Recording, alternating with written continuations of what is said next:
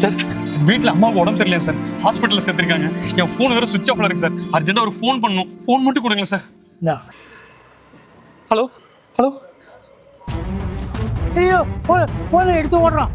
என்னாச்சு? ஃபோனை திருடி ஓடுறான். திருட. பரவாயில்ல, எனக்கு ரொம்ப ஈஸியாக முடிஞ்சிச்சுல. டேய், எல்லாம் என்னோட ஐடியா. முதல்ல காசு அனுப்பு.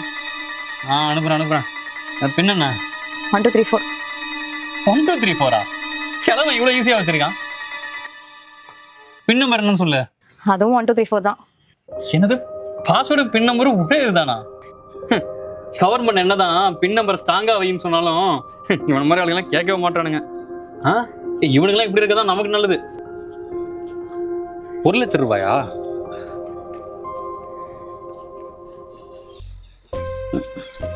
டேய், என்னடி ஃபெயில்டுன்னு வருது? காசு 1 லட்சம் ரூபாய் போட்டோம்ல, அதிகமா இருக்கும் போல. கொஞ்சம் கம்மியா போடுவோம். 50,000 ரூபாய் போடு. 50,000? ஏன் 50,000 ஃபெயில்டுன்னு வருது? 20,000 ரூபாய் போடு.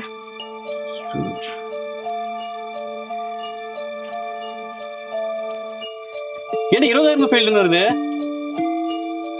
10,000 ரூபாய் போடு. ஒருத்தி. ஏன் 10,000 ரூபாய் ஃபெயில்டுன்னு வருது? இந்த ஆள் அக்கௌண்ட்ல காசு இருக்குதா இல்லையா? எவ்வளோ அமௌண்ட் போட்டாலும் ஃபெயில்டு தான் வரும். வயசான கிழமை ஈஸியாக ஏமாத்தலாம் பார்த்தீங்க.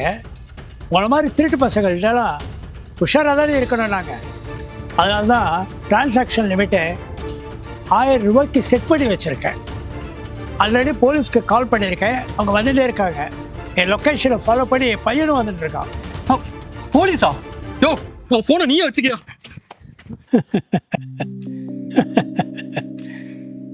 இந்த மாதிரி நிறைய திருட்டு வயசானவங்களை குறி வச்சு நம்ம ஊரில் நடந்துன்னு தான் இருக்கு.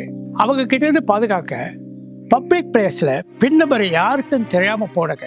அதே மாதிரி உங்கள் டிரான்சாக்ஷன் லிமிட்டை ரொம்ப கம்மியாக வைங்க.